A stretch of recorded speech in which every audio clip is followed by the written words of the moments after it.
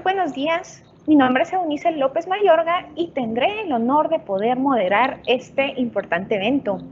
Hoy, 21 de abril del año 2021, damos inicio al plan de capacitación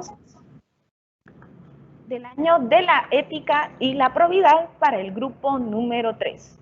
Enviamos un cordial saludo de parte de Contraloría General de Cuentas, entidades autónomas y descentralizadas que desde ya están siguiendo esta transmisión de manera virtual, donde se desarrollarán los temas ética, probidad e integridad correspondiente al módulo 1. Esto en la declaración del año 2021 como el año de la ética y la probidad en el marco del bicentenario de la independencia de nuestra bella Guatemala. Así que vamos a dar inicio al programa que tenemos preparado para el día de hoy y en este momento me permito presentar y ceder el uso de la palabra a la maestra Eti Saraí Castro, directora de la Dirección de Formación y Capacitación en Fiscalización y de Control Gubernamental, quien tiene a su cargo las palabras de bienvenida y apertura de la presente actividad. Es un gusto que nos acompañe, maestra Castro, el espacio es suyo. Muchas gracias, licenciada Eunice. Un gusto poder saludarlos. Primero, señor Contralor General de Cuentas, doctor Edwin Humberto Salazar Jerez, y autoridades superiores de la Contraloría General de Cuentas, estimadas autoridades, funcionarios y servidores públicos de las entidades descentralizadas y entidades autónomas del Estado, muy buenos días a todos. Antes de iniciar con esta actividad de capacitación y sensibilización en el marco del Bicentenario de Guatemala y la conmemoración del año 2021, del año de la ética y la probidad, quiero agradecerle su participación a esta serie de capacitaciones realizado a través de la convocatoria del Plan de Capacitación del año de la ética y la probidad. Como directora de la Dirección de Formación y Capacitación en Fiscalización y de Control Gubernamental, quiero aprovechar para exhortarlos a que promuevan y fomenten las buenas prácticas éticas y probidad en las instituciones que ustedes dignamente representan y en el ámbito de la competencia de cada una. Una de las actividades sustantivas de la Contraloría General de Cuentas es la de promover procesos de formación y capacitación para autoridades, funcionarios y demás empleados públicos, responsables de la administración, de la ejecución o supervisión del patrimonio hacendario del Estado, y velar por la probidad, la transparencia, la honestidad de la administración pública. Con el plan de la ética y la probidad, se inicia la promoción e implementación de programas de capacitación y la difusión de valores, imparcialidad y transparencia de la gestión administrativa, con la finalidad de fomentar la confianza y la actuación con honestidad y lealtad en el ejercicio del cargo o prestación de un servicio de calidad a los ciudadanos guatemaltecos y contribuir al fortalecimiento de la gestión pública para determinar la responsabilidad de los servidores públicos. Las autoridades, funcionarios y personal que conforman las entidades descentralizadas y autónomas del sector público están comprometidos en practicar la integridad con la consistencia entre los valores que se predican y los compromisos que se tienen con la población, trabajando por el bien común. Es así como el día de hoy damos inicio al primer módulo de ética, probidad e integridad destinado para todos ustedes y que sin duda alguna será de mucha utilidad. Las capacitaciones se desarrollan el primer miércoles de cada mes, concluyendo así en el mes de septiembre del año 2021. Por lo que les agradezco a todos por estar atentos a las fechas, a las publicaciones que realizamos en nuestras redes sociales, en las páginas web. Muchas gracias a todos de parte de nosotros como Contraloría General de Cuentas, como servidores públicos. Estamos muy contentos hoy de darles la bienvenida. Así que agradezco el tiempo, licenciada Eunice, el tiempo es suyo nuevamente. Bien, agradecemos las palabras de apertura de la maestra Castro para esta actividad. Deseo hacer de su conocimiento que el chat está habilitado para que puedan enviarnos sus reportes para saber desde dónde nos acompañan, así como colgar sus interrogantes para cada uno de los expositores. También informarles que durante el desarrollo de esta capacitación se estarán trasladando 2 enlaces. Uno de ellos será para el registro de asistencia y al finalizar se trasladará uno nuevo que nos sirve para que nos apoyen evaluando esta actividad y con ello podamos mejorar nuestro contenido.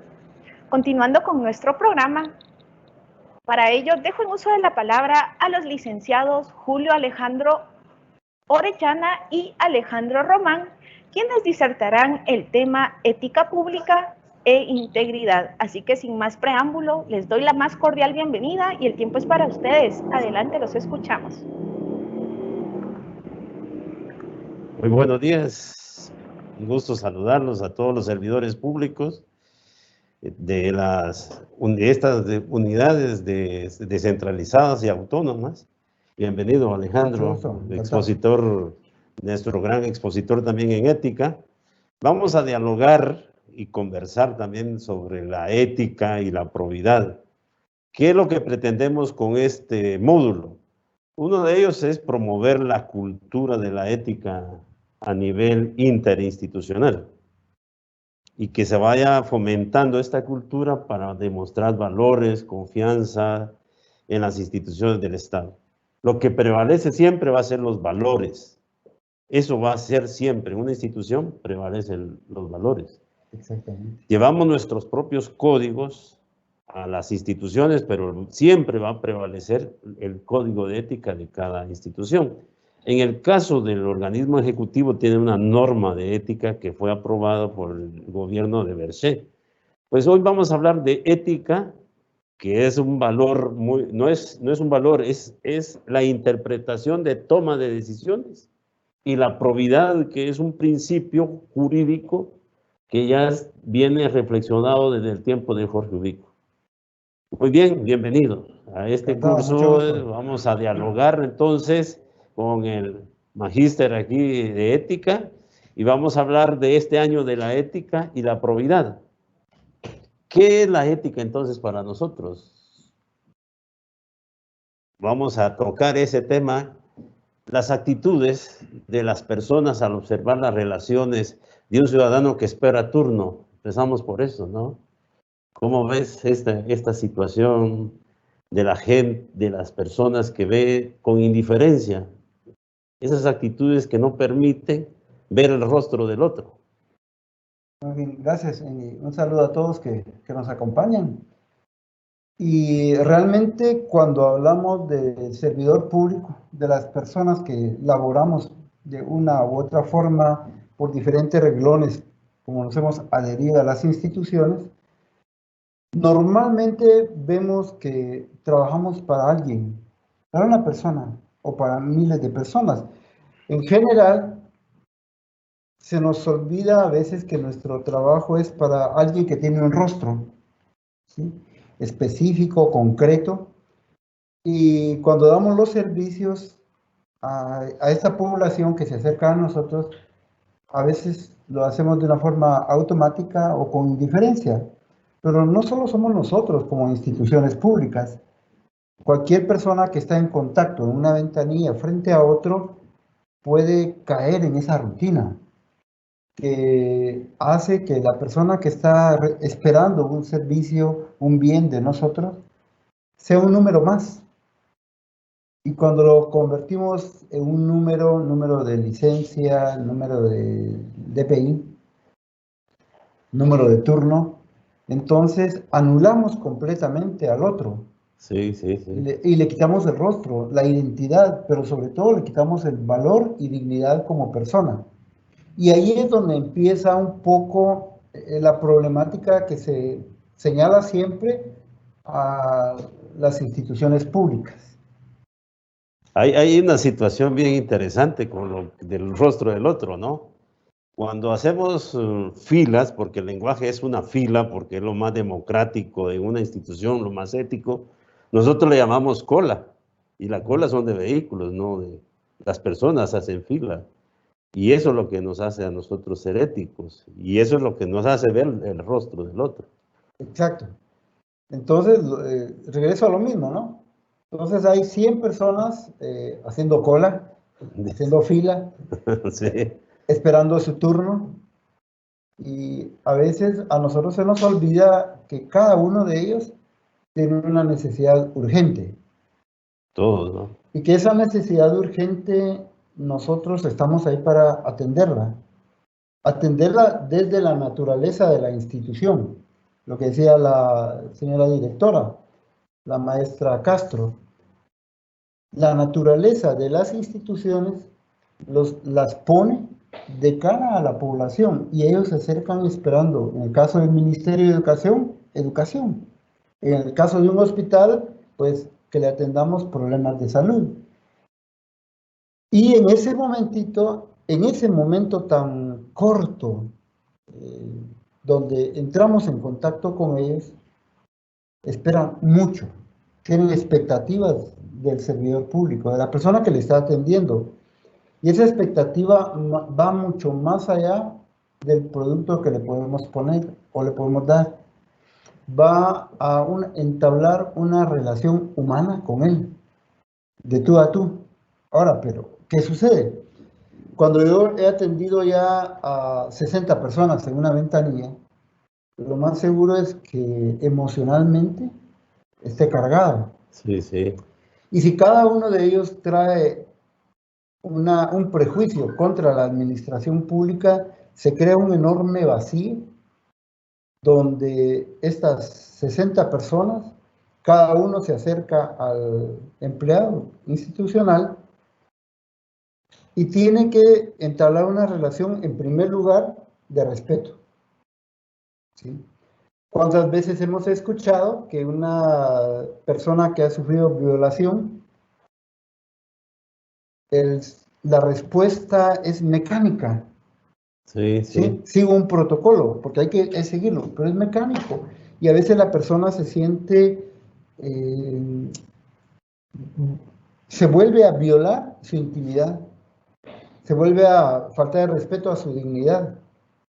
Entonces, caminar hacia una conducta ética nos puede exigir a nosotros un esfuerzo doble, porque estamos en instituciones creadas para servir a la población. La naturaleza es servir.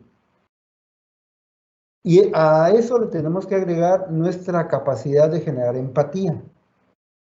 Pero esa actitud, ¿de dónde sale? ¿Cómo incorporo yo que de la noche a la mañana empiezo a trabajar en lo público? ¿Cómo incorporo en mi ser esa empatía para atender a muchas personas con diferentes necesidades, diferentes problemas, diferentes sentimientos y que a veces solo necesitan que lo escuchemos? Sí. Entonces, por ahí se empieza a construir la responsabilidad de la persona dentro de una institución que se va incorporando a una cultura institucional de servicio. Sí, por eso hay momentos que las rutinas son necesarias, porque no podemos quitar la rutina. Uno de los cánceres dentro de la rutina es la monotonía, ¿no? Y dentro de ello, pues vamos a explicar un poco entre la ética mayúscula y la ética minúscula. La ética minúscula son los hábitos que hacemos diariamente, pero cuando entramos a una institución tenemos que tomar actitudes muy fuertes, decisiones fuertes. Por eso vamos a hablar de ética. ¿Y esta ética en qué consiste entonces? Bueno, pensemos que si vamos a leer la Constitución, en el artículo 1 nos dice que el Estado de Guatemala se organiza ¿para qué? Para proteger a la persona y a la familia. Ajá. Entonces, desde el inicio de la Constitución de la República, nos están diciendo que el Estado, no la administración pública, el Estado total, sí, se organiza para proteger a las personas y a su familia. Pero dice además que su fin supremo es la realización del bien común. Entonces la pregunta que nos debiéramos hacer es, ¿cómo alcanzo ese bien común? Hay un valor ahí que se llama proteger. Proteger, sí, eso proteger es a la persona. Pero y a la ¿qué familia, es? ¿no? Eso es lo ético, la protección. Es el compromiso y la acción y la cultura de las instituciones que se organizan y se conforman para proteger a la persona. No importa el tipo de servicio que hagamos. Lo que importa es cómo lo hacemos. Y ahí viene la ética que mencionabas, que es la ética con minúscula.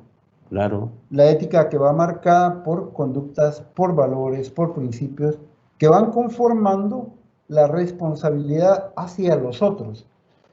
Cuando debemos entender la ética, pensemos que la ética está relacionada a una vida en común. No soy yo en mi habitación, no soy yo en mi oficina o en mi escritorio, sino que la ética me abre a otros. Claro. Entonces siempre debemos pensar que cuando estamos hablando de ética, no nos estamos refiriendo a algo mío, algo de mi interioridad, no es ese camino. Estamos hablando del otro, de abrirme a muchas personas con diferentes formas de pensar, de ver, de sentir, de valorar, incluso de entender el mundo. Claro. Porque el mundo no lo entendemos igual. Cada uno tiene su propia interpretación y ese respeto a cómo piensan los demás es lo que le da mucho sentido a la convivencia humana. Lo moral en la familia, ¿no? Bueno, en general yo concibo lo moral como esa decisión interna donde yo trato de actuar el bien, yo, como compromiso personal, y evito hacerle mal a otros, pero sobre todo son mis decisiones para hacer bien o hacer mal. Es más personal, mientras que la ética me lleva hacia otros. Es lo que le da solidez a la vida comunitaria, a la vida en el Estado mismo. Hay preguntas, hay interrogantes que podemos decirnos, ¿no?, entre nosotros. Esas interrogantes que surgen de nuestro ambiente, de nuestras decisiones. ¿Cuáles serían estas preguntas? Por ejemplo, hay una gran pregunta, por ejemplo, ¿para qué sirve un código de ética? Bueno, la primera es, creo que esa es una pregunta muy fuerte. ¿Sirve o no sirve ser ético? Ahora que vemos que cada vez más salen los medios de comunicación, las redes sociales, que dan a conocer los actos que nosotros hacemos, somos públicos, vemos el actuar alejado de valores comunes. Entonces uno dice, ¿servirá la ética? ¿Vale la pena poner un código de ética? ¿El código de ética es un traje que me pongo o es un gafete, un carnet que me identifica? Un libro. Un libro. Entonces, ¿para qué sirve un código de ética? Creo que en general sirve para que todos los que estamos dentro de una organización tengamos un actuar común, principios y valores comunes compartidos, porque resulta que si no compartimos esos mismos valores, vamos a crear un choque, Claro. una disonancia. Y en esa disonancia lo que va a suceder es que cada quien va a irse por aquello que le conviene más, que le gusta más, que le conviene más. Y entonces podemos ver que la práctica que se está extendiendo mucho es ahora son los antivalores. Claro. Y nosotros terminamos pensando que lo correcto es actuar alejado de incluso mis principios morales. Cuando era pequeño me recuerdo que en las escuelas nos preguntaban qué es, piense un servidor público. Y en la mente de los niños de aquella época, que ahora ya somos viejitos, existía como imagen un servidor público, pero era una imagen de bien. Un maestro, un bombero, un policía, eran las personas que para los niños estaba la imagen de alguien que sirve, que genera algo beneficioso para la comunidad, era el empleado público. Hoy, sí. Dicen que se hizo un estudio en el Ministerio de Educación que resultó que los niños dicen, ¿qué quiere ser cuando sea grande? Y en el imaginario de los niños dice, yo quiero ser sicario, Claro, sí. yo quiero ser marero, quiero ser extorsionador. ¿Por qué? Porque resulta ser que para las comunidades, o narcotraficante, para las comunidades eso es lo que ahora se ve bien aceptado, se ve como deseable. Y entonces uno dice, bueno, ¿sirve o no sirve un código de ética? ¿La persona que trata de hacer el bien es moralista o es ético? ¿Qué podría responder en ese caso? Bueno, recordemos que un código de ética lo que vamos a recopilar son todos esos valores que demuestran los servidores públicos. Se hace una compilación, una interpretación, y dentro de eso pues se conforma el código de ética. Pero para eso hay que ver no los actos, sino las actitudes, pero esas actitudes y esos antivalores, ¿cómo se observan las instituciones donde elaboramos? O lo damos respuesta más adelante esto. Estamos trabajando, esta actividad está orientada para organizaciones descentralizadas, autónomas. ¿Sí? Sí, sí. Y ellos no, digamos, no están dentro de la cúpula o del organigrama directo de ni el Ejecutivo, ni el Legislativo, ni del Judicial, sino que tienen, digamos, relativa autonomía para actuar. Y es para ampliar la capacidad de responder a necesidades públicas. Finalmente, reciben fondos públicos para generar servicios, beneficios a la colectividad y responden a necesidades comunes. Cuando yo creo que lo correcto es apropiarme de ese dinero, volverme más gordito de dinero, porque es el único camino que encuentro para crecer y desarrollarme, estoy faltando a la naturaleza de la administración pública, que es utilizar de una forma proba, eficiente, los recursos siempre mínimos, siempre reducidos, recursos públicos para generar un beneficio. Si no lo hago, si mis decisiones no están orientadas a eso, yo ya no soy ético. Si mis decisiones en el uso de recursos, de generación de beneficios, están marcados para beneficiar a un sector, a una persona, lo que estoy haciendo es rompiendo con la naturaleza de la administración pública y estaría casi cayendo, lógicamente puedo caer en delitos, Sí, sí. pero más que un delito le estoy fallando al Estado, porque el Estado de Guatemala o me eligió o me nombró, me delegó poder y autoridad para que tenga la capacidad de gerenciar lo público en beneficio de los demás. Eso parece moral o parece ideológico, pero hay una gran filósofa española, Adela Cortina, que seguramente la has leído y la conoces Sí, muy sí. bien, dice que ninguna sociedad puede funcionar si sus miembros no mantienen una actitud ética. Pero no está hablando solo de la administración pública ni de la administración privada. Está hablando de la sociedad en su conjunto. Debe tener una actitud ética para funcionar. Porque si no somos éticos, no funciona la sociedad. Y ella misma añade algo más grave todavía. Jamás vamos a salir de la crisis si las conductas inmorales de sus ciudadanos y de sus políticos sigue proliferando con toda impunidad. Y entonces eso nos está condenando a un futuro incierto, de fracaso, perverso, donde la población jamás va a tener oportunidades de desarrollo.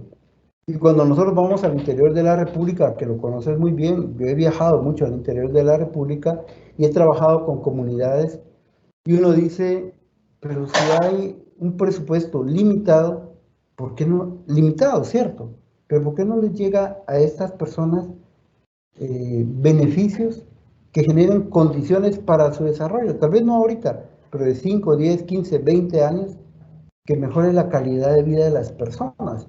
Entonces, Adela Cortina ciertamente le pega a la llaga. Si toda la sociedad no es ética, no podemos mejorar. Sí, y esto, para eso hay que ir construyendo estos valores desde el folleto que tenemos, sembrando semillas para la transparencia, para la formación de niños, en los gobiernos escolares, hay que promover una cultura de transparencia en toda la educación de la niñez y la juventud. Precisamente, porque ¿dónde se empiezan a formar los valores? Los valores se empiezan a formar en la familia. Son mis padres los que me van dando a mí los principios y valores de mi conducta. Y se refuerzan en la relación con mis hermanos, en la relación que yo veo con mis padres. Y posteriormente salgo de ahí y lo llevo a la, bueno, ahora ya no se puede, pero cuando éramos pequeños, a la cuadra, a los compañeros de la cuadra donde crecimos. Sí. Y entonces empezábamos a salir y encontrábamos que la casa de la vecindad no la valoraban lo mismo que yo. Y cuando llego a la escuela, que es un poco más amplia, veo que también cambian en alguna medida las conductas y que las conductas se empiezan a justificar por diferentes razones.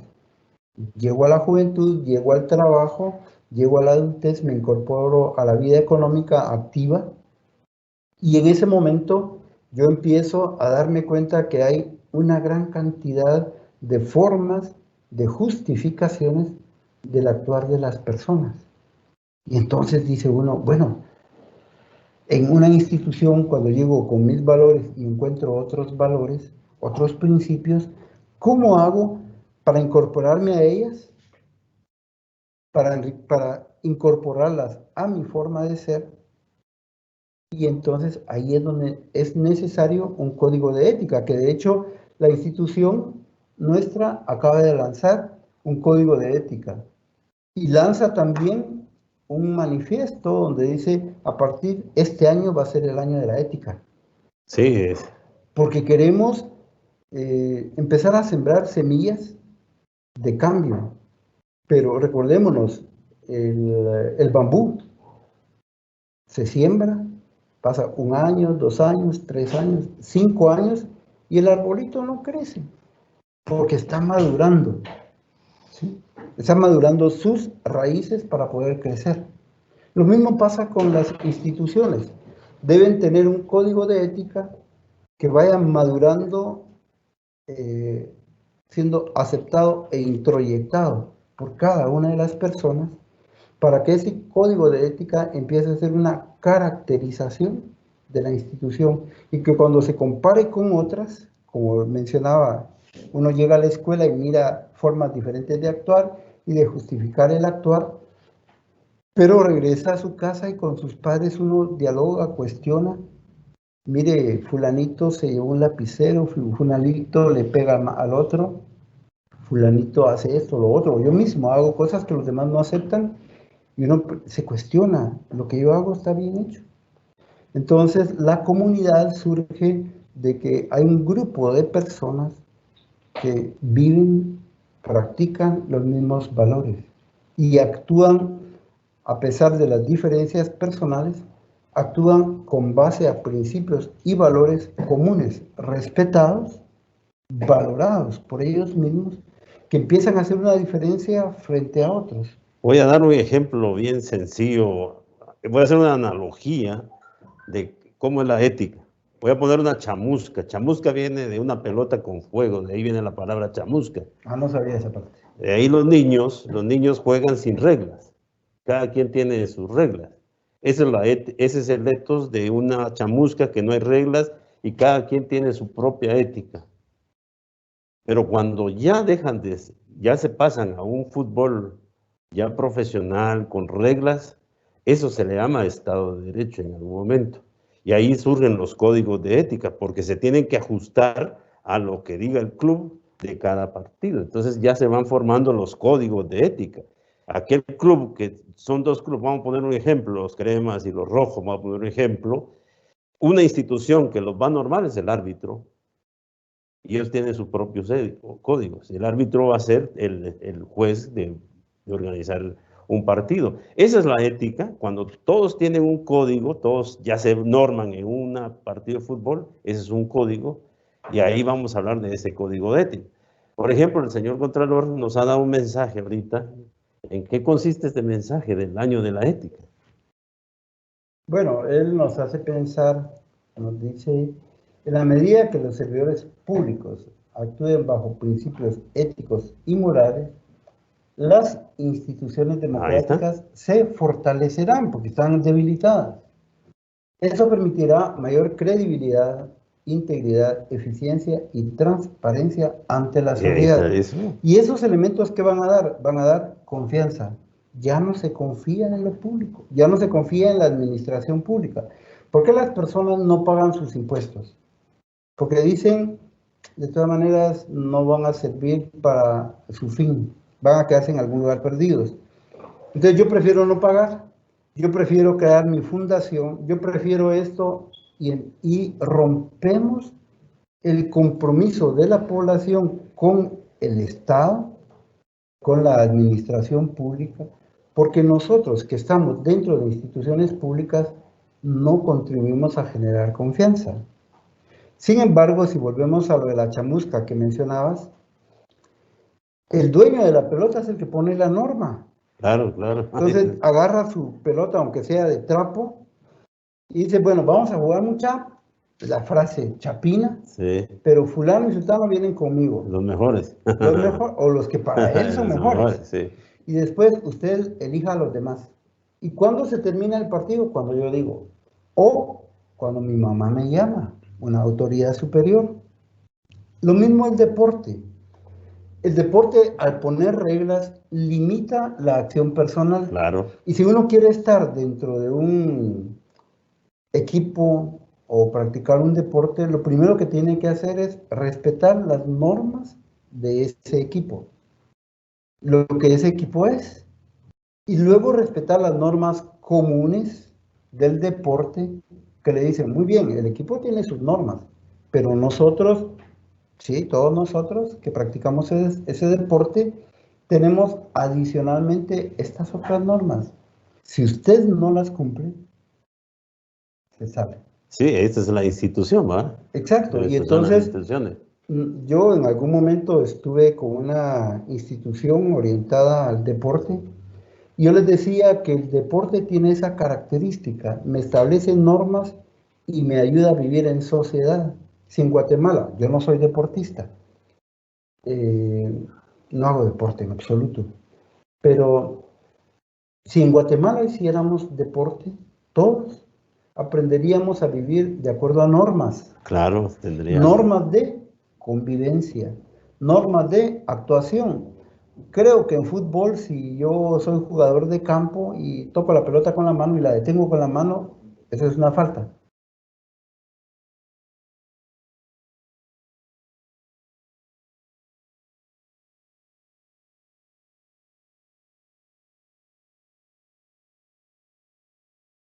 Sí, creo. Sí, pues sí. Estamos retomando esta reflexión de ética. Y eso debemos llevarlo a la sociedad. Cuando yo empiezo a trabajar en una institución, es como el equipo, que me dice, usted quiere lucir esta camisola, muy bien, pero estas son mis normas. Claro, para entrar a una institución, por eso se llama el contralor, el presidente, que va a normar, el rector, el presidente de una entidad ese él va a mantener una institucionalidad entre tu persona y mi persona para poder haber un control de autoridad. Es esa autoridad que mencionaba, claro. Mi mamá que me llama, entonces, hey muchachos, se acabó el partido, ¿por qué me llama mi autoridad? Claro, estamos. ¿Sí? Sí. Eso es la integridad, esa es la eficiencia. Apegarme a esas normas. Sí. Los códigos son faros, ¿no? Pueden ser faros que deben iluminar o cómo es cuando hacemos esa analogía del código de ética, ¿cómo se puede iluminar a pensemos, bueno, cuando antiguamente estaban en el mar llegaba una tormenta, les agarraba la noche y tenían que regresar ellos a su puerto o al puerto de destino y se perdía el norte. No se lograba ver el cielo. Actualmente está el GPS, pero anteriormente no se miraban las estrellas, estaba todo nublado, había una tormenta. ¿Cómo se guiaban los marineros para llegar hacia la costa y a un puerto seguro? No a cualquier parte de la costa, donde podían llevar su embarcación a través de un faro, que era una guía en la incertidumbre. Pues los códigos de ética, esos son una guía de referencia para que las personas tomen decisiones y sepan qué hacer. Lo más correcta, ¿no? Es que lo ético es hacer lo correcto. Sí, sí. O sea, a mí me contrataron, me pagan solo para hacer lo correcto. Si yo no hago lo correcto, la institución está en la obligación, la máxima autoridad, de desligarme de la institución, porque soy como una manzana podrida que va a dañar la imagen de la institución, los fines del Estado y a los demás compañeros. Porque la única forma de ser ético es haciendo lo correcto. En el año de la ética, que se ha declarado para todos, no solo para la Contraloría es la imagen de la ética por su probidad. En los principios de probidad está la multiplicación de esos principios. ¿Qué es ese año de la ética? ¿Cómo la definimos actualmente aquí? Bueno, en la Contraloría se pensó que el año de la ética es como cuando se pone una piedra angular, cuando se pone la primera piedra de una construcción, con bombos y platillos, cohetes, fiestas, se llama a todo el mundo y le dice, hey, estamos poniendo la primera piedra de un puente que va a unir a nuestras comunidades. Pero más allá del puente, va a servir para sacar a los enfermos, para comercializar mejor nuestros productos, para impulsar el desarrollo. Es una jubilación. Es una celebración. Celebración. Pero esa primera piedra es lo que quiere hacer la Contraloría con esa decisión de generar un año de la ética. Pero no es solo un año, es la primera piedra de una construcción a la que todos vamos a ir poniendo granitos de arena, poquitos de cemento, ladrillos, para ir construyendo lo que mencionaba antes, confianza. Que la población vuelva a confiar en la administración pública, no que desconfíe, que confíe. Cuando era pequeño, y espero que esto no genere problemas, mis papás me decían, si se pierde, si tiene un problema, péguese a un policía, él lo va a cuidar. Hablando de eso, hay una palabra de desconfianza, solo voy a hacer un paréntesis. En el tiempo de don Jorge Ubico, a los policías les decían chontes porque le eran un árbol fuerte, probo, que no se dejaba manipular.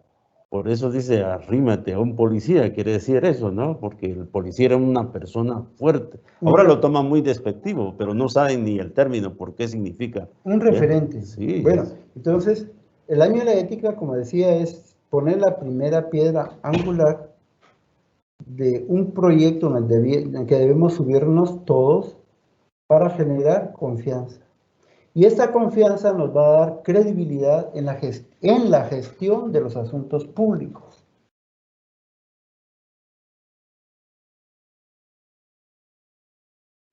Y el funcionario público, pero porque me pegué a un proceso electoral que en teoría me da a mí o hace pensar que estamos dentro de un ejercicio democrático. Sin embargo, esa es solo una legitimidad legal de forma, pero la auténtica legitimidad es cuando gestiono correctamente los asuntos públicos. Y eso va a hacer o va a exigir que mi actuar y el de todas las personas que están conmigo sea íntegro y probo. De tal manera que cuando pensemos en una persona que trabaja en lo público, estemos pensando en una persona muy digna, Que yo pueda decirle a mi familia o a cualquier persona, mire, yo trabajo para la administración pública, y no que sea una vergüenza, para muchos es una vergüenza decir que trabajan en lo público.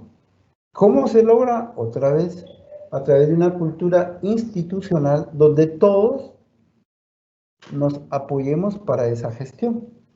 Esa confianza que se debe tener en las instituciones no se debe perder, eso le da En legitimidad. Ajá. Los servidores públicos, por su liderazgo, tienen un gran liderazgo de probidad, de integridad. Incluso el mismo gafete nos da una identidad de esa probidad.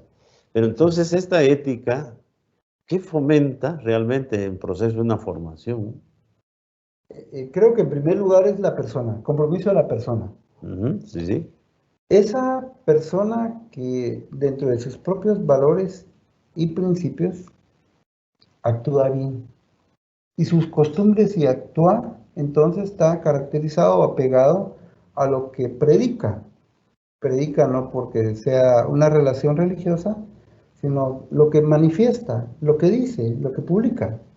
Y luego esta persona que es miembro de una institución genera lo que en algunas culturas se llama una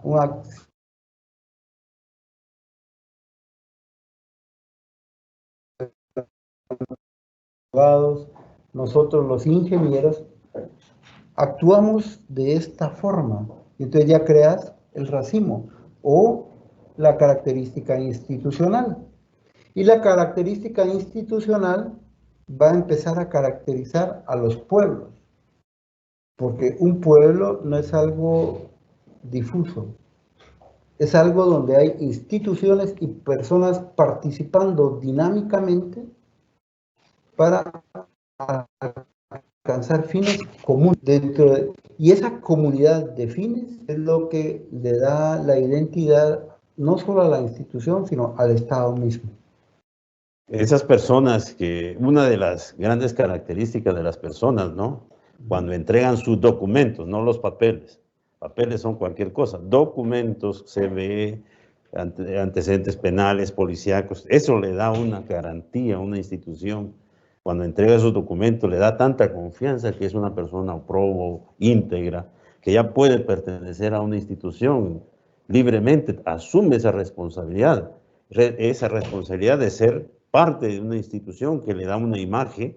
Nosotros nos dan una imagen en una institución. Por eso hablamos de ética que forma un carácter ante los pueblos.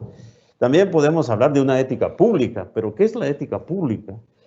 Bueno, en general debiéramos considerar que la ética pública es la orientación de las acciones personales e institucionales traducidas en conductas dirigidas a la realización del bien común.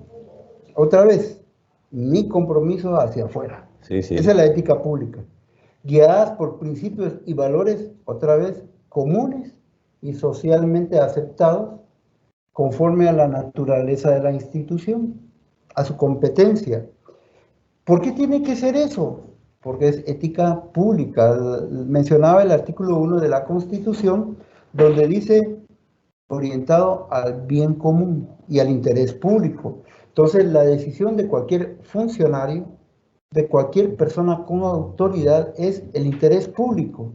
Y el compromiso de todos nosotros, ¿cuál es? El bien común. Un bien común, otra vez, difuso, no se mira.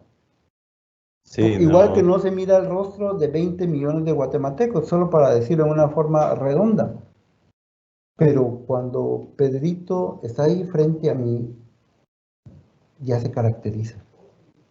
Y esa necesidad pública cobra identidad. Y entonces se particulariza.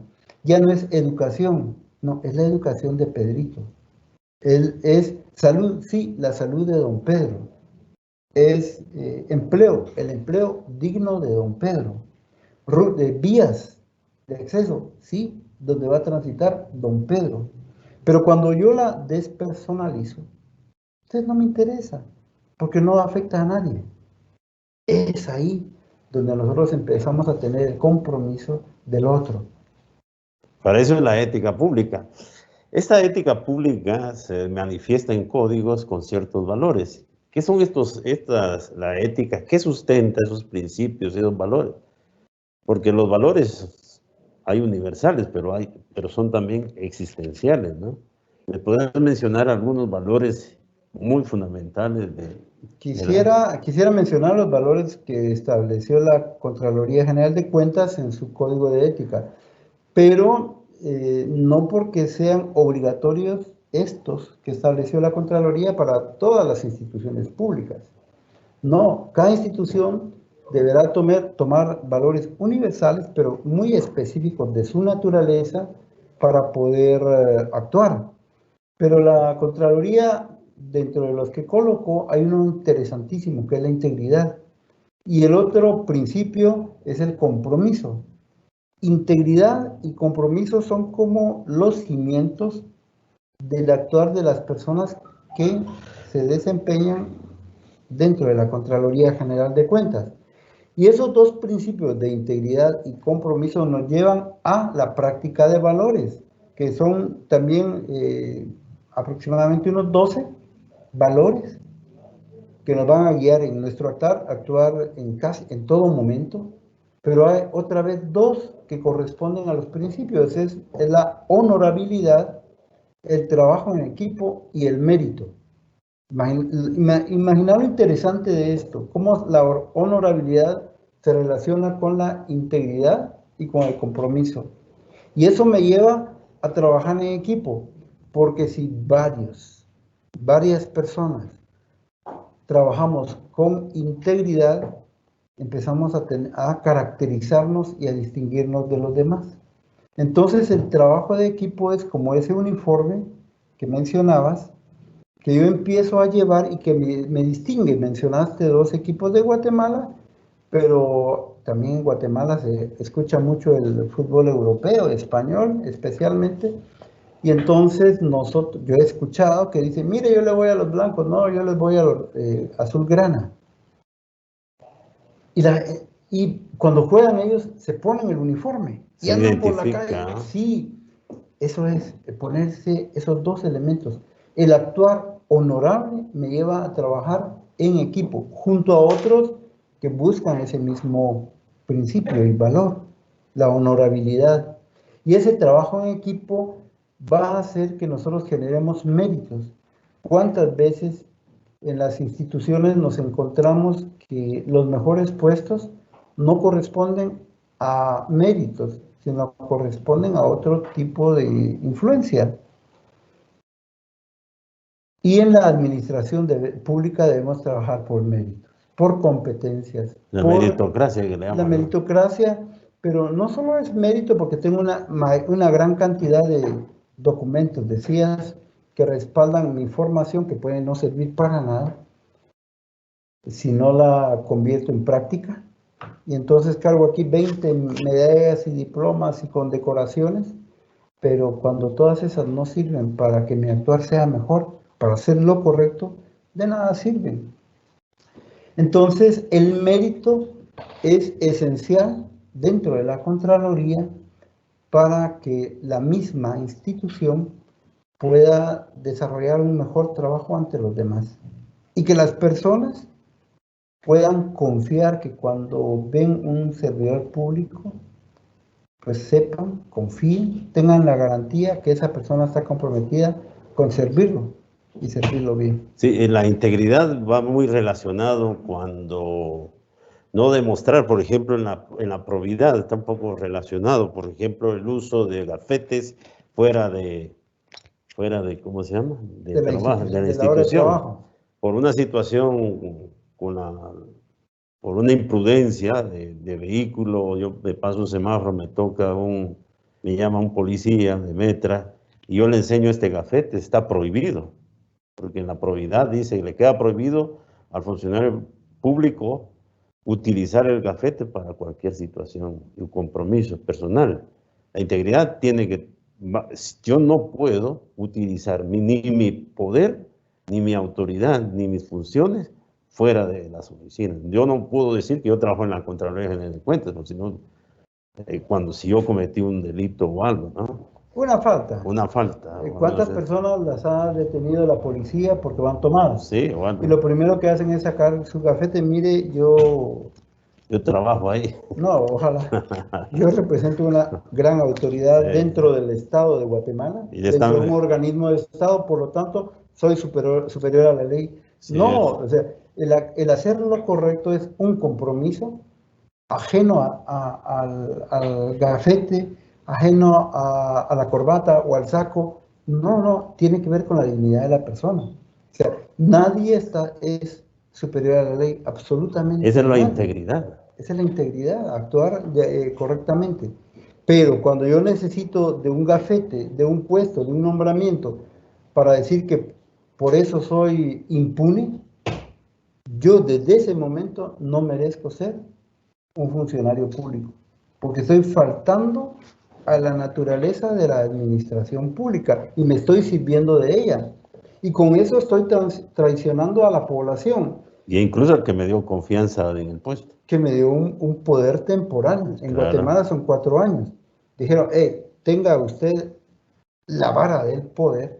En el interior suele suceder. Sí. Me dan mi vara edilicia, entonces ya con eso tengo autoridad, pero me la confían para que yo trabaje en beneficio del pueblo, no para que abuse de ella. No. Y eso suele suceder. Entonces desarrollamos actitudes requeridas y actitudes deplorables o rechazables. Dentro de las actitudes que se espera que un trabajador, un empleado, un servidor, una persona relacionada con cualquier institución, pero en la Contraloría se definieron algunas. Una de ellas es actuar con respeto. Otra, actuar con sinceridad.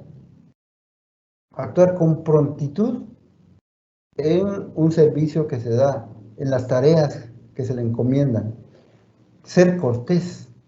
Es un valor muy... No, pero resulta que a veces se nos olvida eso. Sí. Uno llega a una ventanilla y lo atienden con tanta descortesía, porque tal vez el que pasó antes fue irrespetuoso, pero entonces yo termino recibiendo el maltrato. Actuar con optimismo. Cuando uno no tiene empleo y va a buscar trabajo, normalmente cuando se lo ofrecen, uno le da gracias a Dios, si uno es creyente. Y dice, wow, por fin. ¿Sí? Y agradece. Pero cuando uno ya se siente seguro en el puesto, pierde el optimismo y se vuelve una carga el trabajo. Y no, debe mantener siempre el entusiasmo, porque eso me permite cubrir mis necesidades y me realizo como persona. Por lo tanto, tengo que esmerarme en hacer el trabajo. Pero en la Contraloría también se exige discreción. Sí, no andar informando. No, o sea, aquí se pueden conocer tantas cosas de tantas personas y yo las puedo difundir, fallándole a mi institución y fallándole a las personas que confiaron en una institución pública. Y también serenidad para poder resolver los problemas que normalmente van a aparecer. Es que el problema, la serenidad, es que hay personas que haciendo fila pasan 4 horas bajo el sol y cuando entran pues están de mal. Y hay que mantener esa serenidad. Esa es la importancia de la serenidad. Por eso tengo que actuar con prontitud. Sí, ¿ves? Porque... No hacer lo menos posible para atender menos personas, que lo he visto en varios, incluso en los bancos se nota que son lentos para atender menos personas y el pobre que trabaja más rápido y que lo hace bien, atiende más personal.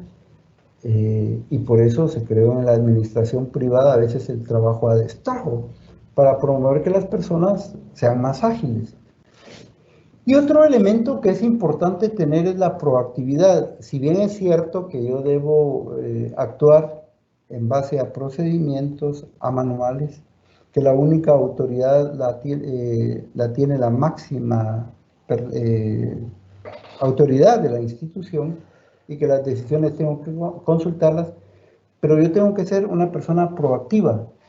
Es decir, tener iniciativa, responsabilidad y tratar de encontrar solución a los problemas para no generar lentitud.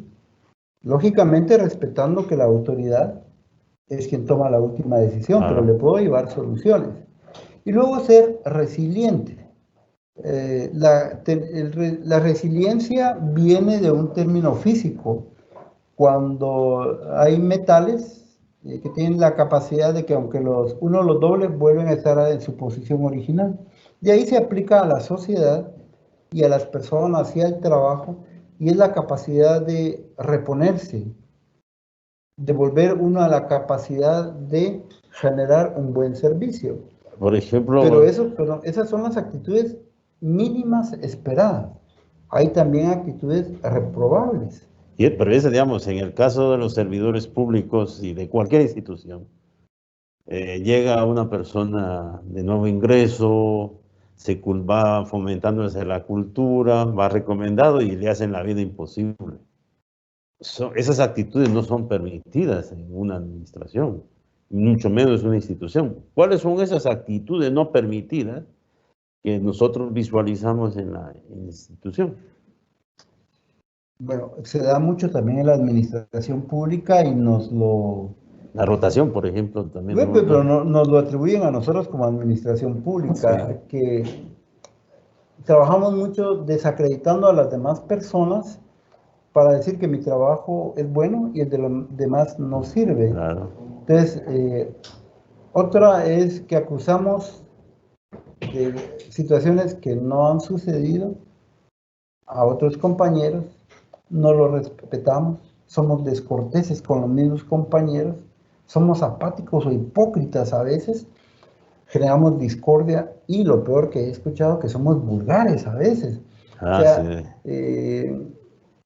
Eso no es tolerable. Tampoco vamos a tener, eventualmente las personas en los grupos se relajan y pueden usar un lenguaje, digamos, vulgar, pero dentro del trabajo es inadmisible, no es correcto. Y otro elemento que se está dando mucho en la actualidad es el hostigamiento psicológico, de mil formas, desde acoso sexual, desde... Del jefe acosando a... En general. Desprestigiando a sus propios compañeros de equipo de trabajo. Sí, se hostiga a las personas, pero se les daña psicológicamente, a tal punto que a veces uno se levanta y dice, tengo que ir a la oficina otra vez. Y duele llegar. Y cuando uno ya está ahí y dan las 4, las 3, las 6 de la tarde y uno sale y dice, gracias a Dios salí de este infierno. Porque el clima laboral se vuelve algo completamente negativo. Y lo peor es que a veces lo promueven las autoridades, los jefes inmediatos. Voy a poner un ejemplo. En el caso de las prohibiciones que están en probidad, que no nos toca hablar de esto, pero como es parte de la ética y probidad, dice, le queda prohibido al funcionario público utilizar a las personas para asuntos personales. Los hostigan para que vayan a comprar cosas a la tienda, como que fueran ellos sirvientes de... Ella es un servidor público que hace la limpieza, con una plaza de operativo 1, operativo 2, lo que sea. Pero realmente su función sus atribuciones es hacer la limpieza en un edificio. Pero ella no tiene que hacer asuntos personales a nadie. Y ese es el hostigamiento psicológico también. Utilizar a cualquier persona como que fuera... No es mi empleado, dicen algunos, mis secretarias. No, pues somos servidores públicos, pertenecemos a una institución, no pueden hostigar a nadie con afectarle su vida, su dignidad. ¿Qué piensas de esto? No, que otra vez volvamos a actuar, hacer lo correcto. Sí. Hacer lo correcto. O sea, la norma es hacer lo correcto. Porque cuando se generan algunas actitudes completamente deplorables, ponen en riesgo a la institución. Debilitan la imagen institucional, pero la comprometen.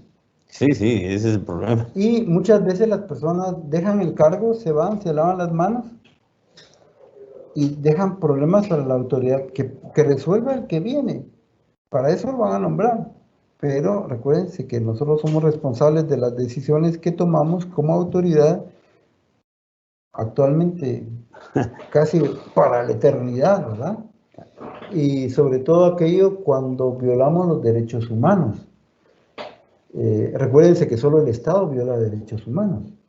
O sea, solo la administración pública viola derechos humanos. Y también cuando yo empujo a los demás, a mis subalternos, porque sí, eso sí existe, a cometer actos ilícitos o actos de corrupción para lavarme las manos y que sea otro el comprometido. Eso también es un efecto agravante que debe ser perseguido, condenado y no tolerado jamás. O promuevo el ascenso laboral de personas ineptas, incapaces, a cambio de cualquier tipo de cosas que se exigen para poder promover a las personas. Y cuando yo promuevo a la persona no capaz, lo que estoy haciendo es debilitando a la institución y generando insatisfacción en sus compañeros. Porque cuando una persona incapaz pasa a ser jefe, primero le carga toda esa falta de mérito a sus compañeros. Y ellos entonces ya no se esfuerzan. O se van a esforzar y además van a hacer el trabajo del otro, pero se van a dar cuenta que no es el camino, el mérito, ni el buen desempeño, sino otro tipo de cuestiones, que puede ser desde amistad, puede ser desde dinero, influencias políticas, cualquier tipo de cosas. Pero imagínense tener un jefe que no sabe cuál es el trabajo, que no puede tomar decisiones, que toma malas decisiones y después lo castiga a uno por las malas decisiones, o que ni siquiera toma decisiones porque no tiene la capacidad. Estas personas desmotivan totalmente a las personas y comprometen a la institución porque no le generan los productos de calidad que la población espera. Finalmente, uno de los problemas también es cuando yo desprestigio a las autoridades, desprestigio a los compañeros o desprestigio a la institución. O destituís a alguien, por sí. O promuevo la destitución de una persona que es más capaz que yo, solo para quitármelo de encima. Ese tipo o lo aíslas, ¿no? O lo aíslo, lo anulo. Sí. ¿Por qué? Porque me hace sombra. Sí, en vez de yo crecer. Claro, aprovechar. Entonces, uno de los primeros actos de corrupción es aceptar un puesto para el que no estoy capacitado. Hay un dicho por ahí, ¿verdad? Que cuando ya se va a finalizar las cosas, dices, se fue con Pancho. ¿Sabes esa situación? Francisco Morazán, cuando venía aquí a Guatemala, se llevaba todo. Por eso se le quitó el nombre a este parque que se llama Francisco Morazán, porque era un monumento a la corrupción. Y Francisco Morazán hacía eso. Entonces aquí tenemos una cosa que cuando compramos algo se va con Pancho, como que fuera propio, ¿no? Aquí no hay nada de propiedad, ni las banderas, ni la computadora. Mi computadora dice, no se puede decir eso porque eso es probidad. ¿Qué es probidad? Entonces, queremos terminar ya con esto. Sí, me gustaría que... Bueno, en el Palacio Nacional aparece las 10 figuras de que debe tener un administrador público. Virtudes públicas. Y dentro de ella está la probidad. La probidad tiene una imagen, si ustedes van al palacio, ahí ven las vitrales, y ahí ve la probidad como primer principio desde 1937, por ahí estamos hablando, ya cuando se va construyendo el palacio, se van creando esto, y la probidad pues tiene en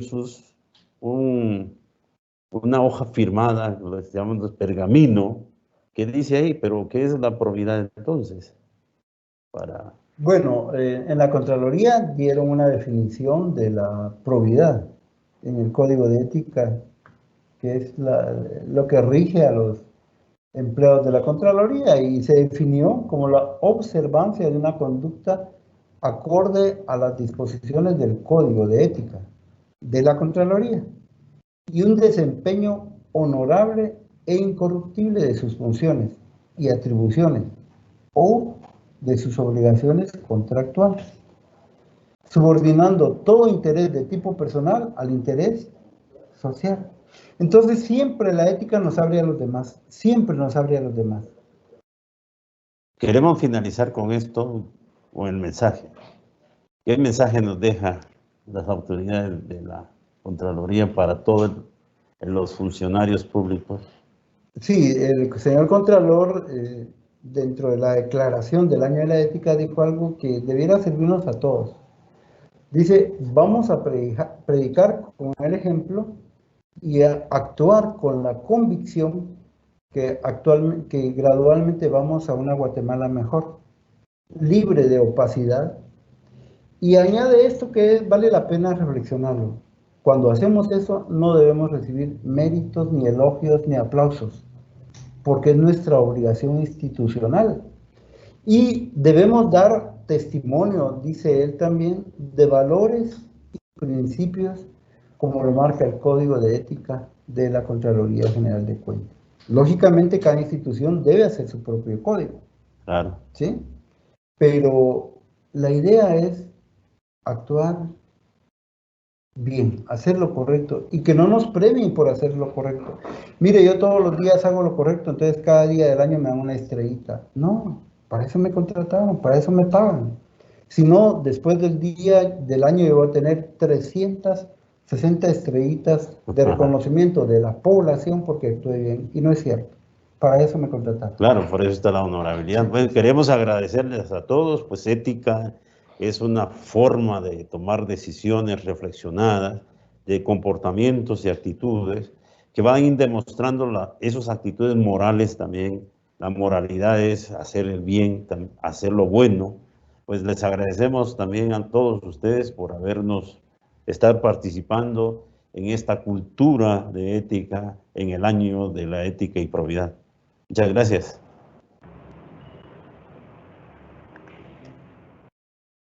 Bien, agradecemos la ponencia de los distinguidos licenciados en esta primera fase del módulo 1, donde nos resaltan la importancia de promover valores en nuestras instituciones, ya que esto constituye una poderosa fuerza que tiene un efecto multiplicador y nos permite recuperar la confianza de todos los ciudadanos en las instituciones públicas. En este momento, pues se abre el espacio para exponer las preguntas que amablemente nos han hecho llegar los participantes de esta actividad. Inicio a leer la primera y nos indican qué diferencia existe entre ética y moral.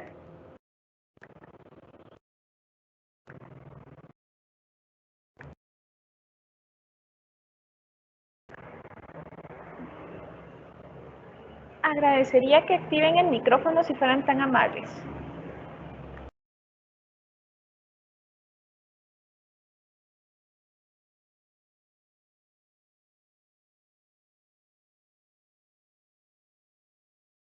Bueno, cuando hablamos de ética nos vamos a referir a las actitudes reflexionadas de hacer el bien.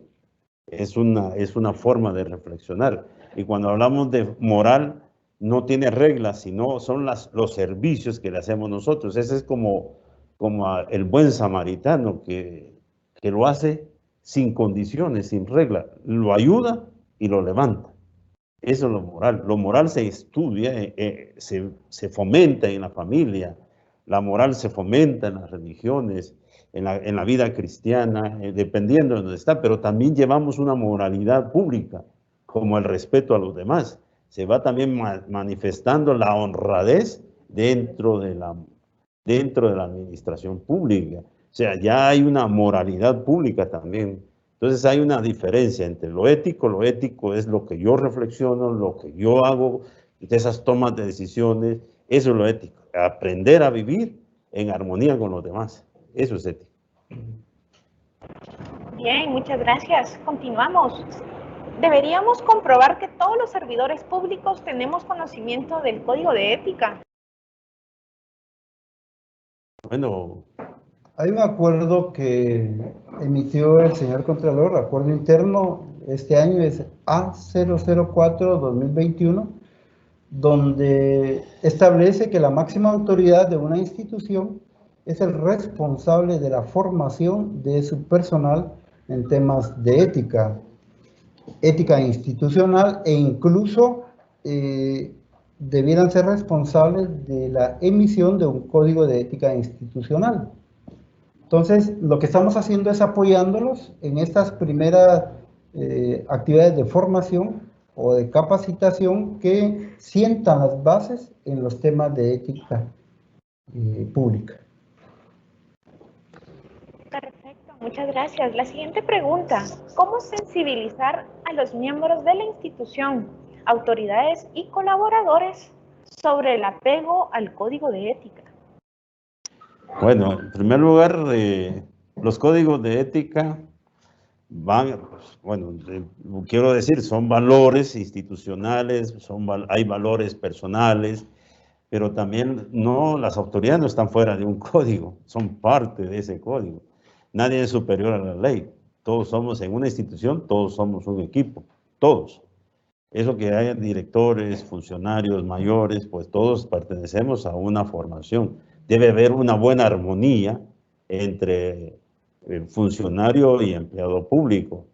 Recuérdese que lo que nos une a todos por principio de igualdad es que somos servidores públicos y que todos tenemos que trabajar para el bien común. Entonces el código de ética no es algo abstracto que lo impone una autoridad, sino es una armonía de valores que nos va a permitir vivir en una institución y no tener esos conflictos del mobbing, el bullying, que es una relación de acoso laboral con los demás compañeros, y el bullying, el abuso de las autoridades.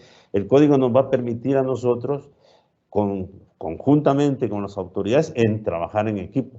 No es justo que unos sean superiores a otros, no puede atentar contra mi dignidad. Todos somos un equipo de trabajo y todos tenemos que defender esa institucionalidad bajo esos principios de código. Bien, muchas gracias. Siguiente pregunta, ¿cuál es la diferencia entre moral y amoral?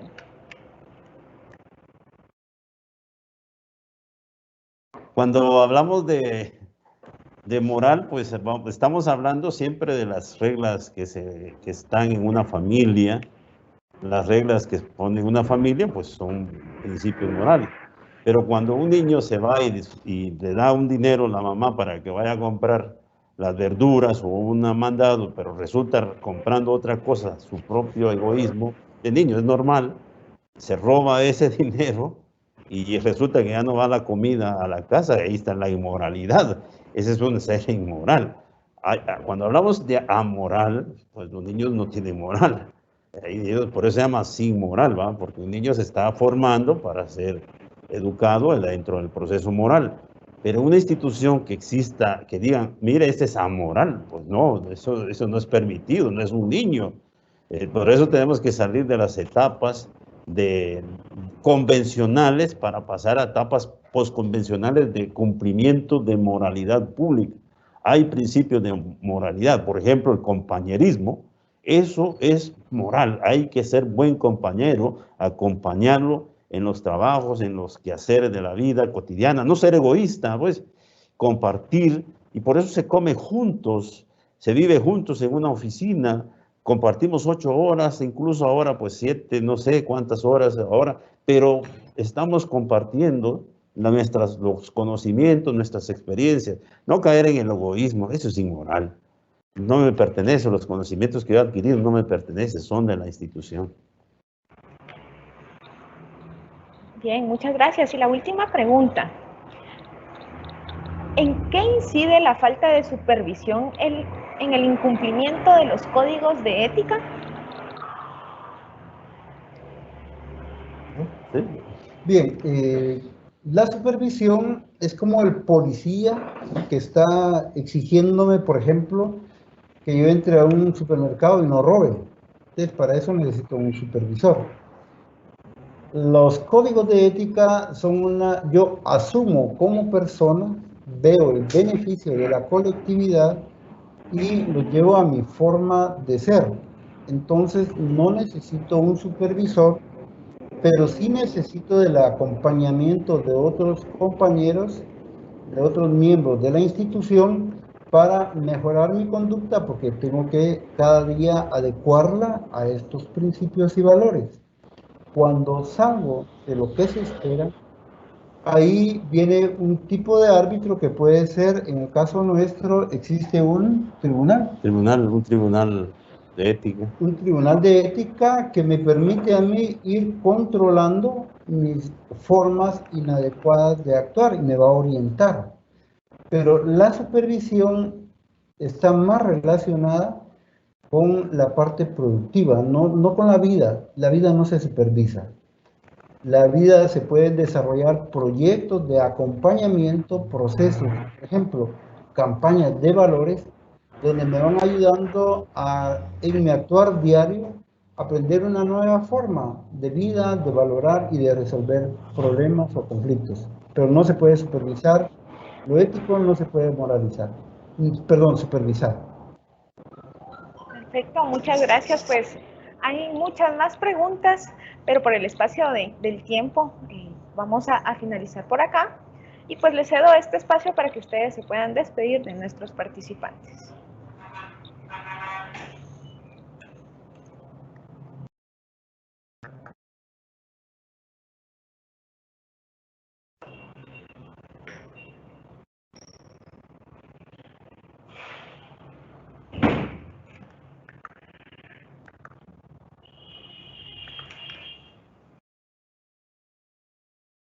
Bien, agradecemos a los distinguidos Queremos agradecer profesionales. a todos, muchas gracias. Le agradecemos a todos su participación en este proceso de formación. Es importante fomentar la cultura de la ética en todas las instituciones. Muchas Bien, gracias. perfecto. Gracias, muy finos.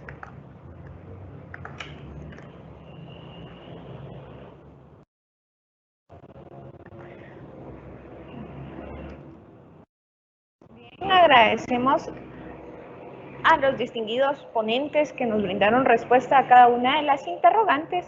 Y quiero comentarles que a través del chat de la presente actividad, pues ya se encuentra circulando el formulario de participación. Por favor, no confundamos el formulario que llenamos de inscripción, quienes se registraron el día de ayer. Si gustan, voy a compartir pantalla para que veamos cuál es la diferencia. Denme un segundito, voy a compartir pantalla. Bien.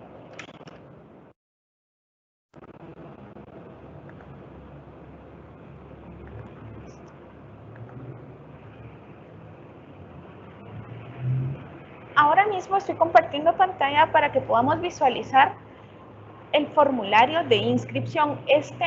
Pues es totalmente diferente al que se está trasladando en el evento en directo. El formulario de inscripción nos va a servir para que nosotros como instituciones podamos identificar a qué grupo pertenecemos. Vamos a esperar que nos cargue la página para que podamos visualizar. Ok, por la parte superior tenemos la inscripción. Al presionar pues esta cinta automáticamente nos va a redireccionar a un formulario donde nos solicita ciertos datos, ¿verdad? Y esto es para que nos sirva a nosotros como Contraloría General de Cuentas para identificar a qué grupo pertenece. Bien, lo que estamos compartiendo a través del chat es para tener el control de quienes ingresaron a esta sesión y poderles hacer llegar de esta manera su constancia de participación. Veamos. Vamos a ver si ya tenemos al equipo listo por acá para que continuemos avanzando. Y pues aprovecho este espacio para enviar un cordial saludo a las diferentes instituciones que nos han escrito. Y déjenme leer a quienes tengo por acá que nos han reportado su participación. Bien, enviamos un cordial saludo a INWAD, al RIC, RENAP, FEWA, INTECAP, SAT, IX, CONALFA, INE y Consejo Nacional de Adopciones que han estado compartiendo con nosotros a través del chat de la presente capacitación. Pues bien, creo que ya estamos listos por acá y vamos a dar inicio al siguiente punto de nuestro programa. Bien, tengo el agrado pues, de presentar al licenciado Roberto Piedrasanta, quien disertará en esta hora el tema de probidad. Así que sea bienvenido, licenciado Piedrasanta. El micrófono y la pantalla están a su disposición. Adelante, lo escuchamos. Muy fina, licenciada Eunice. Gracias a cada uno de ustedes. Tengan todos muy buen día. Para mí va a ser un gusto hacer una interpretación técnica legal sobre 4 artículos que son fundamentales en el tema de la Ley de Probidad y Responsabilidades de Funcionarios Públicos. Y al final del mismo también voy a hacer un complemento con un artículo específico, el 155 de la Constitución Política de Guatemala, para complementar los 4 anteriores de la Ley de Provida. Muchas gracias. Vamos a iniciar.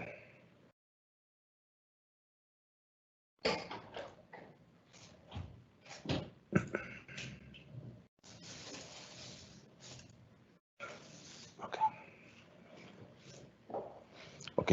Enmarcado en derecho, la Ley de Probidad y Responsabilidad de Funcionarios Públicos está en su vigencia actual, según el decreto 89 de 2002, con su publicación el 16 de diciembre del mismo año, del año 2002. Voy a hacer una interpretación técnica sobre 4 artículos que son base para el funcionamiento o para ejercer los cargos públicos, específicamente para los servidores públicos. Vamos a hablar primero del artículo número 6. Principio de probidad. El inciso A, el cumplimiento estricto de los preceptos constitucionales y legales.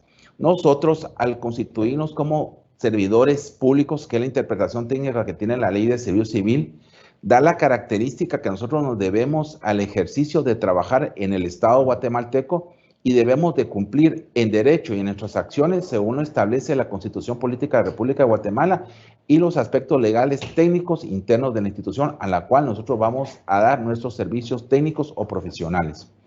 El B, el ejercicio de las funciones administrativas con transparencia. Nosotros debemos de actuar no solo en derecho, sino de cumplir con las normativas que nuestro trabajo es fiscalizado al interno de la institución donde vamos a laborar y también a lo externo de la misma por los diferentes entes competentes en la materia. Y aquí es donde yo voy a hacer un complemento en relación al artículo 155 de la Constitución Política de la República de Guatemala. La preeminencia del interés público sobre el interés privado. Nosotros debemos de tener claro que vamos a hacer un servicio, en este caso a la nación, al Estado guatemalteco, y no debemos de considerar que el mismo trabajo que vamos a tener es para que nos beneficiemos directamente de esta situación, solamente con el tema de los honorarios o sueldos que nos vayan a retribuir por nuestro trabajo. La prudencia, el inciso D, la prudencia en la administración de los recursos de las entidades del Estado y las demás entidades descentralizadas y autónomas. Siempre debemos de considerar que los recursos que tengamos, financieros, materiales y tecnológicos, son limitados. Debemos de tener una calidad del gasto en el manejo de los mismos. La promoción e implementación de programas de capacitación y la difusión de valores, imparcialidad y transparencia en la gestión administrativa. Todas las instituciones del Estado tienen unidades de capacitación o direcciones de capacitación y parte de su formación no solo es la académica, sino también tener elementos humanos que sirvan para fortalecer estos insumos y como complemento, pues también la Contraloría General de Cuentas por medio de la Dirección de Formación y Capacitación también tiene este tipo de proyectos académicos, tanto humanos como profesionales. El F, publicar las acciones para generar un efecto multiplicador de que conlleva la adquisición del valor ético por la ciudadanía. Acordémonos que nosotros somos entes públicos y estamos a la vista del pueblo o de la ciudadanía, que es quien al final también retribuye nuestro sueldo o nuestros honorarios y debemos entregar cuentas de nuestras acciones. El apoyo a la labor de la detección de los casos de corrupción a través de la implementación de mecanismos que conllevan a su denuncia. Toda institución del Estado tiene una regulación interna que es el ente fiscalizador, que en este caso es la auditoría interna, que es la encargada y es la garante de verificar que la calidad del gasto y la funcionalidad de la institución se apegue a derecho. Y este mismo órgano también tiene un complemento que serían los órganos externos, que es Contraloría General de Cuentas según mandato legal y su misma ley, que faculta para hacer las diferentes auditorías y con ello también debemos de considerar que si se encuentra un hecho anómalo, un hecho de corrupción, la Contraloría tiene la facultad técnica y legal de elaborar las respectivas denuncias, en este caso al Ministerio Público, y si se conlleva a una instancia superior, a un órgano correspondiente, en este caso sería un juzgado. El H, la actuación con honestidad y lealtad en el ejercicio del cargo o empleo para prestar sus servicios. Nosotros no podemos perder el enfoque que somos servidores públicos y que nuestra razón de ser es generar un servicio, un bien, en este caso al pueblo de Guatemala. El I, el fortalecimiento de los procedimientos para determinar la responsabilidad de los servidores públicos. Aquí yo voy a hacer un paréntesis en función a alguna interpretación técnica y legal. Tal vez aquí voy a hacer el complemento, lo que yo decía anteriormente, en relación a lo que enmarca las responsabilidades de los servidores públicos.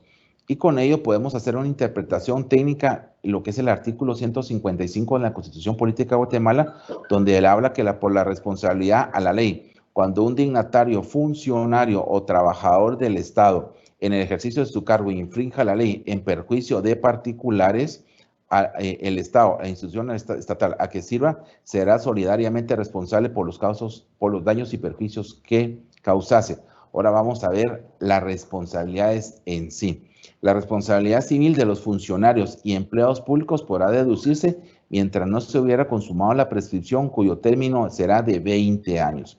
Tenemos que tener claro que en el caso de la responsabilidad civil, ese régimen sancionatorio que puede ejercer Contraloría General de Cuentas cuando un funcionario o empleado público haya dejado un puesto determinado en el Estado y todavía 20 años después Contraloría puede determinarle algunas deficiencias, algunos hallazgos, incluso si continuar este proceso puede haber hasta una denuncia. O sea que no es que yo me retire de la institución y hasta ahí queda mi responsabilidad. Esto es en materia civil, es en materia de una sanción que puede ser pagada llevando su debido proceso de rebajas. Ahora bien, según nuestra Constitución, la terminología de la responsabilidad criminal se extingue en el caso por el transcurso del doble del tiempo señalado por la ley para la prescripción de la pena. Aquí nosotros ya estamos hablando de una pena. Quienes pueden dar una sentencia jurídica es un juez. Si en la ley, si se tiene establecido que un delito, hablemos de peculado, le van a establecer 8 años, la persona tendría que tener una condena de 16 años sobre ese mismo delito, pero sí o sí tiene que haberse cubierto todo el proceso desde la denuncia de Contraloría al Ministerio Público y las diferentes instancias en los juzgados hasta que se llegue a una instancia de una sentencia. El artículo 16. Impedimentos para optar a cargos y empleos públicos. No estamos hablando de temas de requisitos, sino las características fundamentales que son la parte técnica y humana que debe tener todo funcionario o servidor público, trabajador público.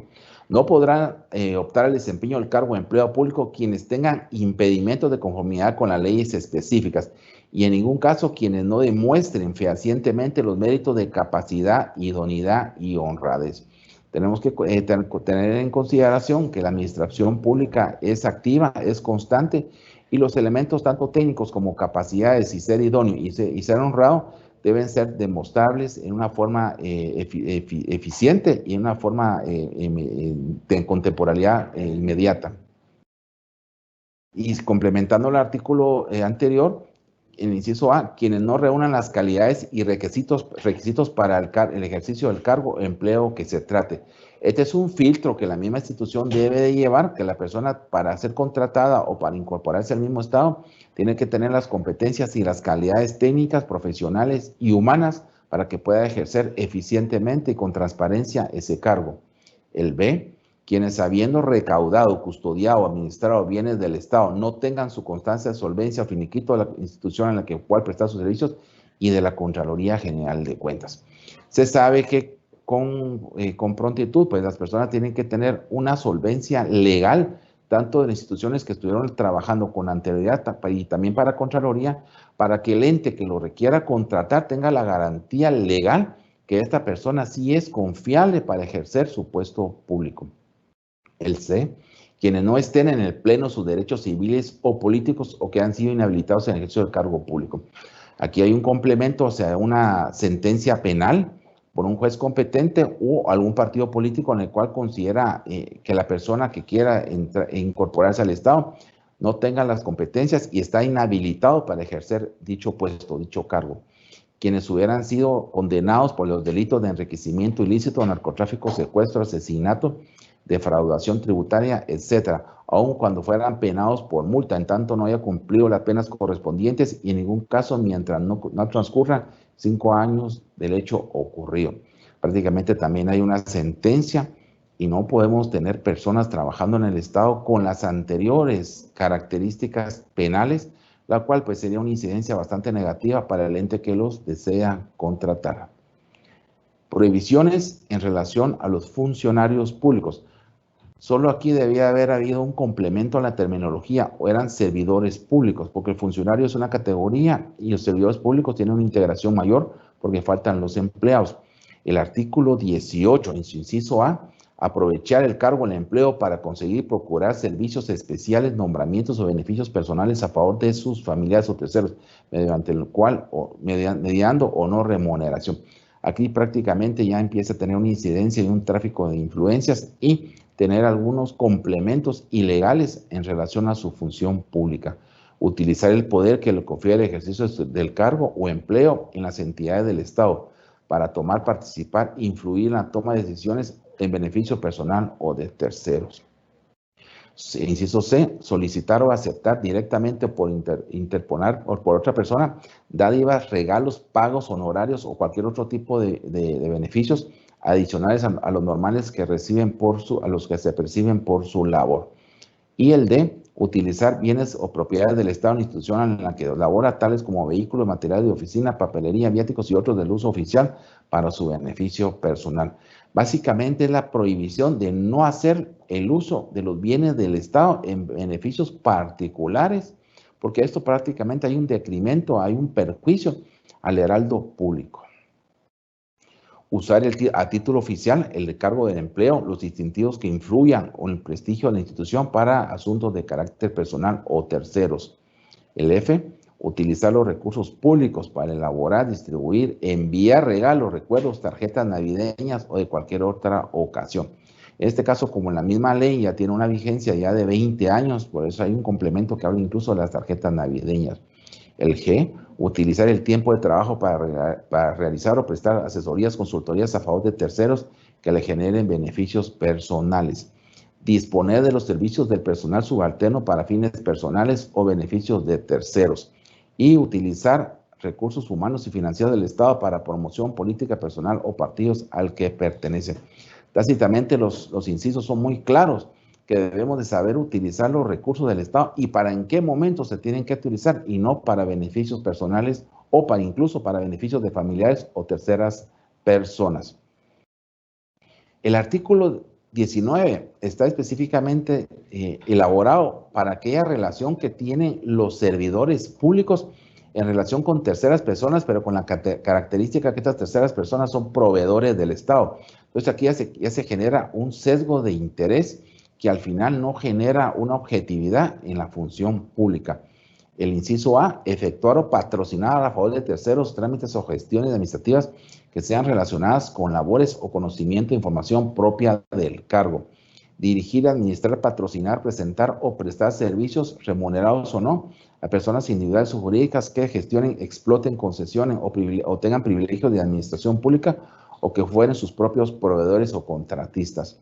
Recibir directa o indirectamente beneficios originados de contratos, concesiones, franquicias a celebrarse con el Estado. Aquí se pierde la objetividad del criterio de oportunidad cuando se quiere tener un evento con un proveedor. Entonces, por ende, esta persona va a tener un beneficio extra a su función laboral. E inciso D, solicitar servicios, recursos especiales para la institución que puedan comprometer la independencia en la toma de decisiones y fomentar las relaciones que le signifiquen beneficios u obligaciones con personas individuales o jurídicas que deban ser directamente supervisadas y fiscalizadas por la entidad estatal a cual presta sus servicios. Aquí se pierde la objetividad, aquí un evento, licitación o cotización ya pierde la esencia de ser y se puede tener un proceso de verificación por medio de la auditoría interna si el mismo llevó las calidades y las competencias para que no hubiera un vicio en la adjudicación del mismo. Tengan cada uno de ustedes muy buen día. Muy fino.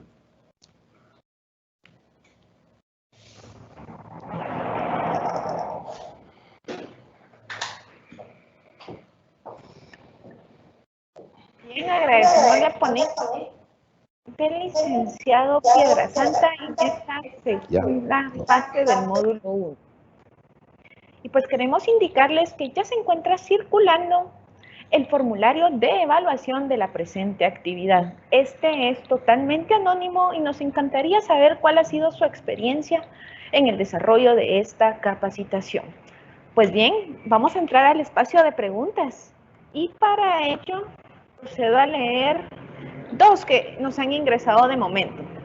Licenciado Piedrasanta, la primera nos dice de la siguiente manera. ¿Cree que es necesario hacer cambios a la ley de probidad? Muchas gracias por la participación.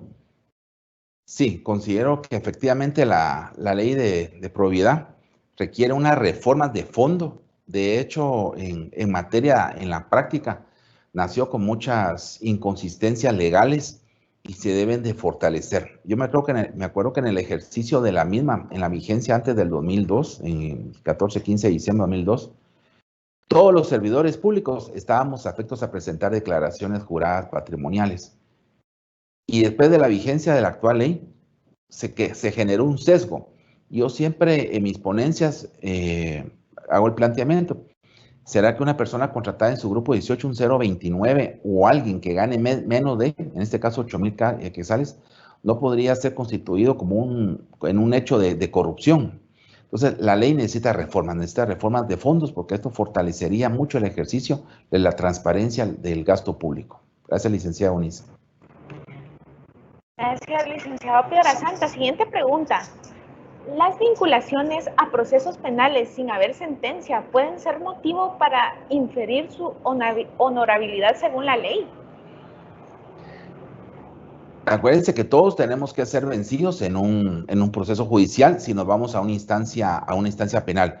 Mientras que no haya sentencia de un juez competente, nuestras calidades no han sido vetadas o no han sido limitadas. Entonces, una cosa es la parte civil, donde es un régimen sancionatorio, pues que por un procedimiento interno, por una falta, por un control, por un criterio de auditoría. Pero ya tendremos que esperar a tener una sentencia y que la misma llegue a la instancia final y que quede firme. Entonces, en este caso, la honorabilidad, pues acuérdense que el mismo juez puede dar sentencia a favor de la persona y prácticamente no tendría ninguna causal de una sentencia. Entonces, su honorabilidad pues queda vigente. Muchas gracias. Y la última pregunta. ¿Quién o quiénes tienen la facultad para determinar la idoneidad de las personas? Es un tema bastante subjetivo y aquí tendría que haber una fortaleza en función a la misma ley, porque esto crea un sesgo. Al final es el famoso criterio. Yo creo que la normativa legal en la vida, yo siempre he dicho que uno tiene que ser claros. Yo voy a poner una práctica de vida. Si uno a un hijo o a una hija le dice a tal hora venís, él no puede llegar 2 horas después porque está rompiendo ese orden de hogar. Entonces, nuestras leyes, lamentablemente, hay un ejercicio técnico que echa la ley, echa la trampa. Si nosotros tuviéramos una ley de probidad bastante fortalecida como instrumento en pro de transparentar el gasto público, yo creo que estos insumos existirían en la misma y no le darían esa oportunidad para generar ese criterio, si sí o si no, sino sería bastante objetiva y con ella podríamos